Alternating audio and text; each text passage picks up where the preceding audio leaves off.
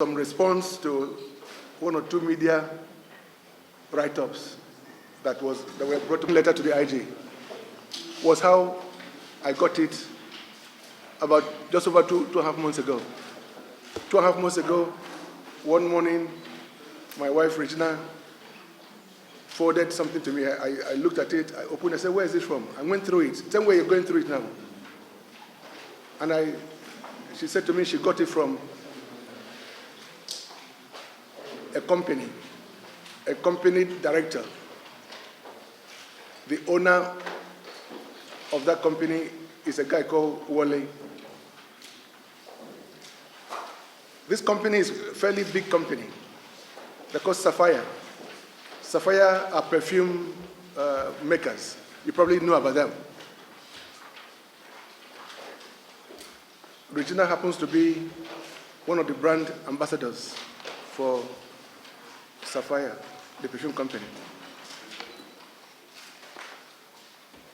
So I asked to speak with the man who forwarded it to her. And I spoke with him, and he told me he got it. This thing was sent to him by a gentleman who was in prison at the time.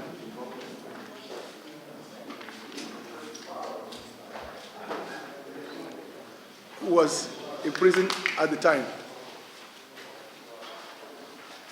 And so it began to make sense. Of course, when I read it, I knew some of the characters mentioned in the message. But this is a very serious matter. I mean, when somebody's life is at stake, it is more important than anything else. So the first thing I did was to report to the CP, report to the IG, and report to the DSS. They took up the matter. They went to prison. They interviewed the two people who were conspiring to kill. They also invited the gentleman who was named there as their financier. Later on, of course, if you read through there, they just described him as the owner of filling stations. Of course, in my place, there's only one owner of filling stations. But when the guy who overheard the discussions came out from prison, I also met with him.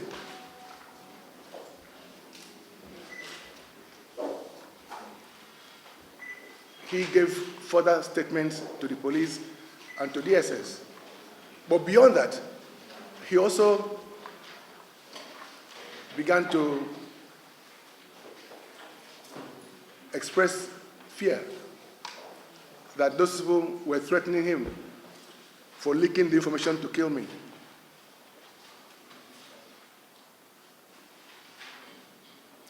The police tried to encourage him to make statements, which he did. Outside this, he made further statements to DSS, to CP's office, and to the IG's office.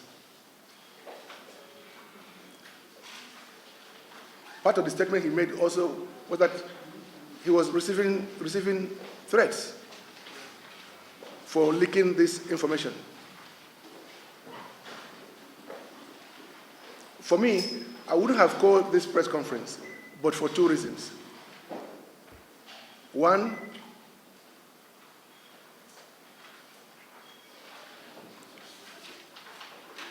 and perhaps even more importantly, is that the person mentioned in the documents and the further statements, Gabriel Obeche, the owner of Rain Oil, began to say that I concocted the story. You know, I have no reason to make up such a story. So I wanted to deal with the issue of credibility. I have no reason to make up a story about somebody who is in prison.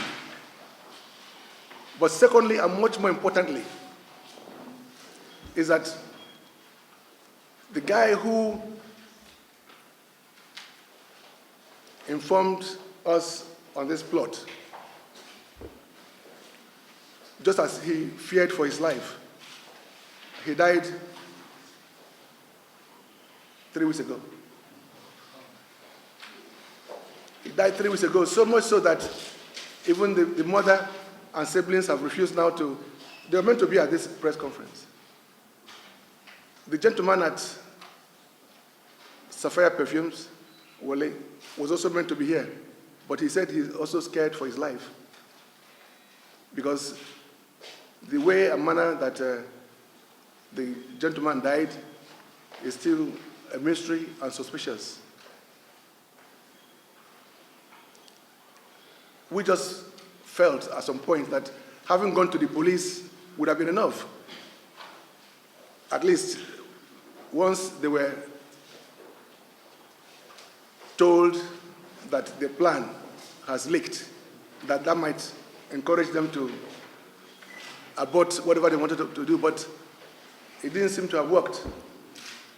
So I just thought that I should talk to you about this, and of course we can talk about the country or other issues that you might want to talk about. I know one or two of you here want to talk about Paris Club reforms and all that. You read about it. But investigations are ongoing on the plot to assassinate and on the death of this young man. His name is O.C. Bosa. O.C. Bosa is not your typical prisoner. Apparently, from what I understand, he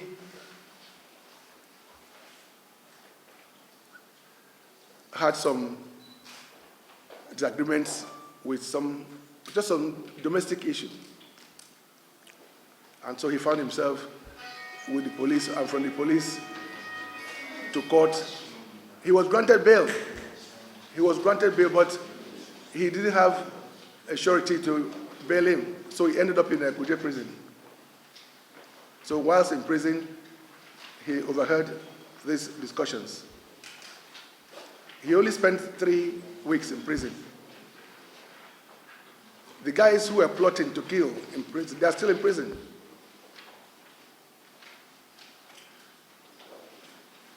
So I just thought I should bring this to the attention of the media for reasons that I've told you already.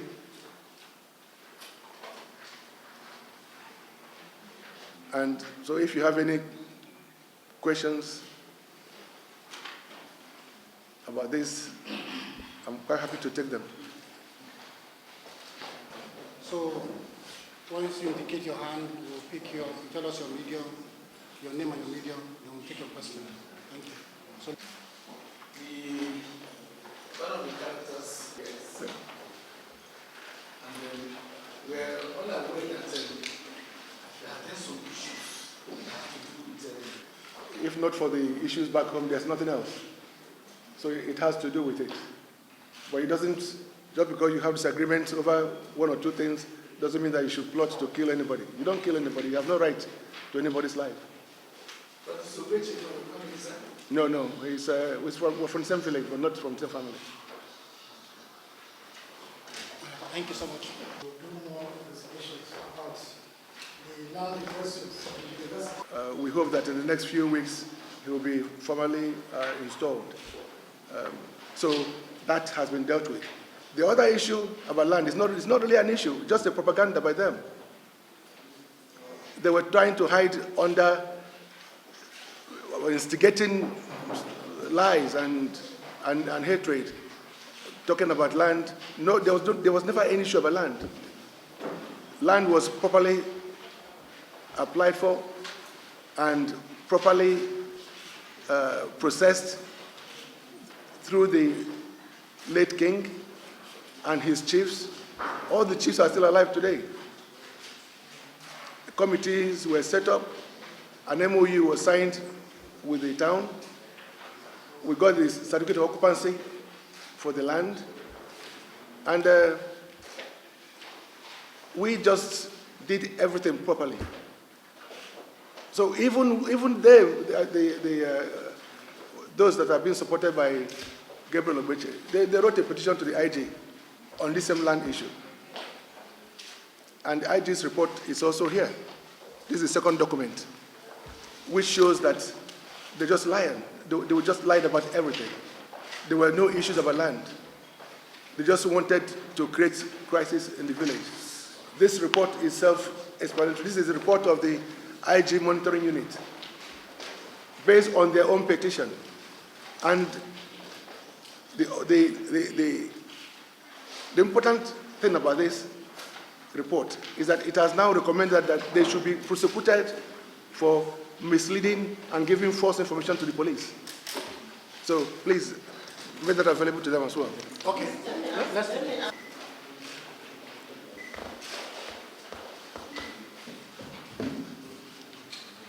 I am not one of those that believe in Hausa president or Igbo president or Yoruba president. I just believe that the best person should be elected to address the many problems of Nigeria. There are many problems of Nigeria. So the ball is actually in the courts of the people. At the right time, you people must decide, are you going to continue with the status quo, the way things are done, or are you going to look for new brains, new ideas, new policy makers that could make a change in the economy of Nigeria? The problem of Nigeria is not really about tribes or religion or true federalism, or whether we have a president from Anambra State or from Adamawa State or from Lagos State. Those are not the issues. For me, I always talk about the problem of Nigeria coming down to the economy of Nigeria. The economy of Nigeria is really not an economy in the real sense of the word. If you look at the indices in other countries where people are gainfully employed, where there are opportunities for everybody, we don't have that in Nigeria. The economy of Nigeria is at a standstill. Just because people buy cars or buy aeroplane or build houses doesn't mean that the economy is improving. Graduates abroad, or even non-graduates, when they get employment, within 3 months of being employed, for instance, they have access to financing, access to credit. So a young graduate or a carpenter or a driver who has a 3-month salary should be able to have facility from the bank to get a mortgage, to get financing. So you get a mortgage to buy a house that is commensurate with your salary, your income. You should be able to get a finance to buy a car that's also commensurate with what you're earning. Everything about the economy is wrong in Nigeria. So until the banks, this is the problem of the fiscal sector, that is FISCAL. The fiscal sector is the biggest problem we have in Nigeria. The banks are not functioning as banks. There are no mortgage companies. There are no finance houses. The insurance companies are dead. The sector is dead. The stock exchange is almost there, ceremoniously. Any government that focuses on these sectors, on these areas, will make a lot of progress for Nigeria. In fact, this area alone can employ no less than 10 million Nigerians within 2 years, if properly managed. The banks, going back to the banks again, the banks cannot on their own be imposing interest rates of 12% or 14% or even more. Government has to come in and regulate them and fix interest rates. And it's a very simple thing to do. But you must have, government should be able to have a task force that will deal with this sector. Once it is done, you see the economy going. Practically all houses in Nigeria are built and bought by cash. That cash is not helping anybody. That cash is just sunk in there. The cash is not part of the economy. You, the owner of the house, cannot use it to go and borrow money. Say, take money, take this house and give me facility. Abroad, everybody goes on holiday. And those who can afford it, they take financing from the banks or finance to go on holidays. When you come back, over 6 months you pay. So this sector, the fiscal sector, should be the driving force for the economy. When people are gainfully employed, they become responsible citizens. We talk about Boko Haram, we talk about herdsmen, we talk about various groups. We talk about the 419 and the rest of them. Look, the fact is that these people did not choose to become those things because they love it. No, it is principally because of the economy, the frustration they feel, the pain they feel, the bitterness they feel. So there is urgent need for a government to focus on the economy. Because when the economy is good, when people are employed, gainfully employed, receiving proper salaries, including yourselves here, there will be more law-abiding. Crime rate will fall. Things will work out well. The few times I've had interviews in UK and elsewhere, with BBC, with CNN, you know what? After the interviews, they send money to me. They pay me for appearing on their TV channels. They pay me.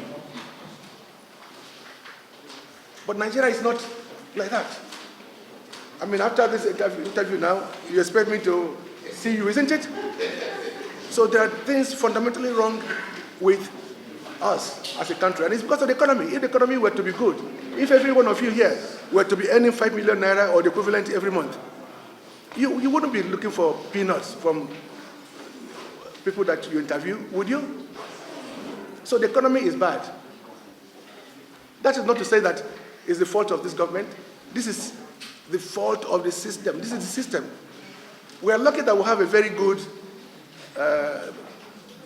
country, as it were, geographically speaking. The weather is beautiful. We can farm all year round almost. We produce many things here. We just need to address the economy properly, and you will see the difference. I mean, as I said before, in UK, a graduate or an artisan that gets a job and gets a mortgage or financing, they are more likely to stay in their jobs for the next 10, 15, 20 years. So they become disciplined. They don't want to lose those jobs. Because if they have any problems, all those their finances will go haywire and they'll be in trouble. So it pays them to remain honest. It pays them to work hard.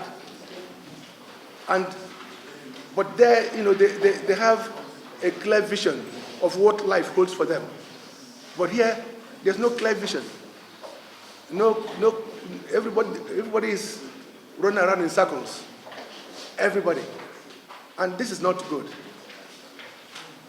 So time will come when you have to choose the right leadership that will give you what you want. Let me say this. I admire the current president, Buhari. I admire him. Do you know why I admire him? Because I like honesty. I love honesty. And he's an honest man. Yes, age might not be on his side. Yes, ill health might be a problem because we all have such challenges. But if he became an elected president when he was in his 40s, I'm sure there would have been a lot of difference. You know what he did as a military head of state. So it's not just about the head of state or the president being an honest person. Everybody around him also has to queue in and deliver for the interest of the people. All right, thank you so much. So Let me, I'm coming. Yes, your second issue on Paris Club, yes. You know, let me tell you, Paris Club work began as far back as 2002 with Boni Haruna Nyame of Taraba State,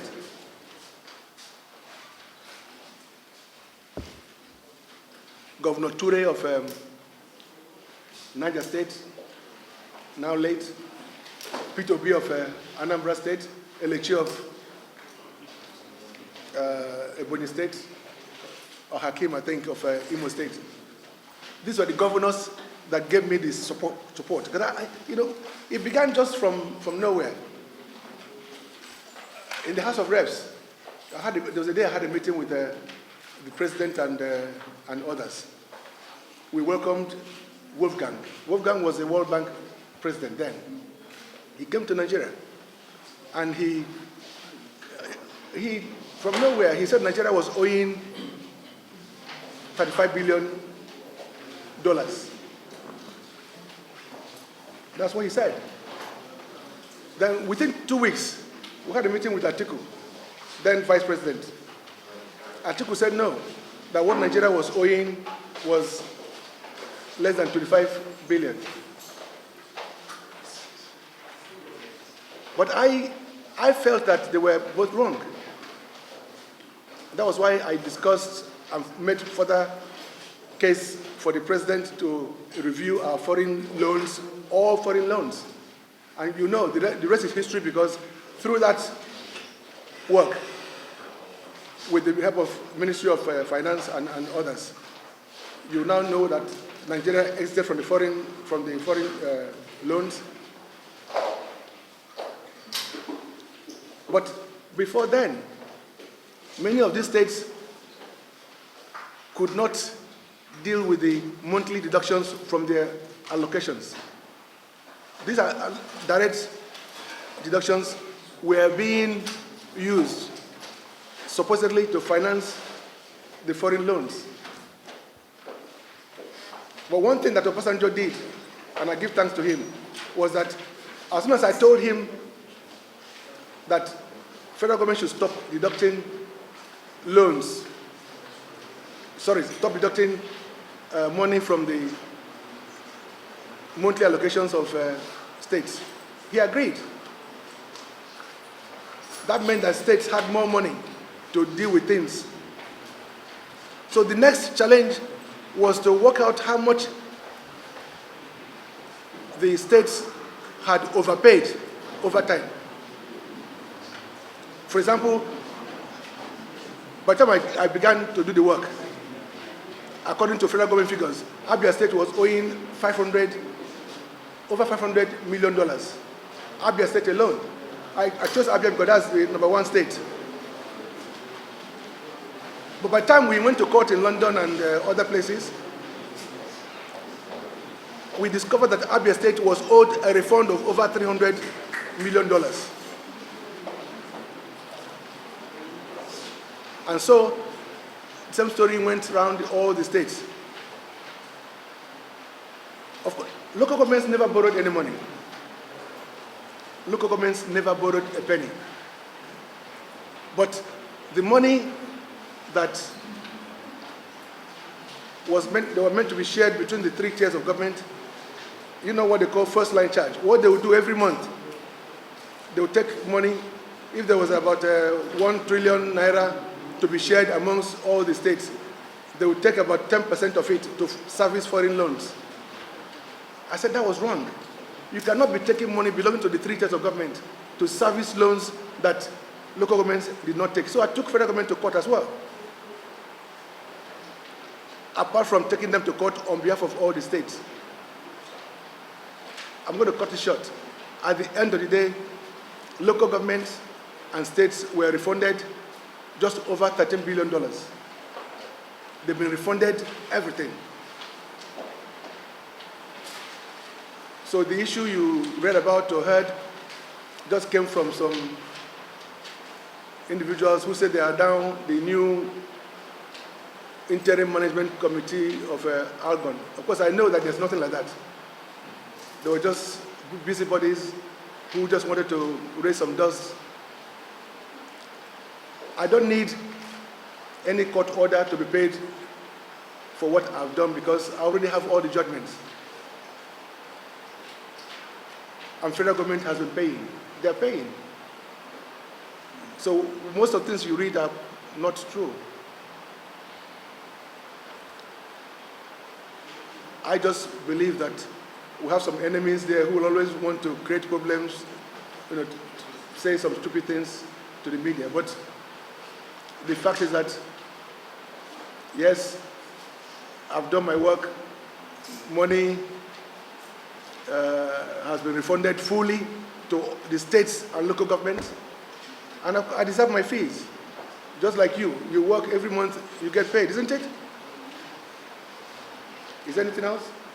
Thank you so much. So, let's take him. Let's start from the top. I think we just say 2 more. America. I'm hopeful that before the end of the year, there will be some result.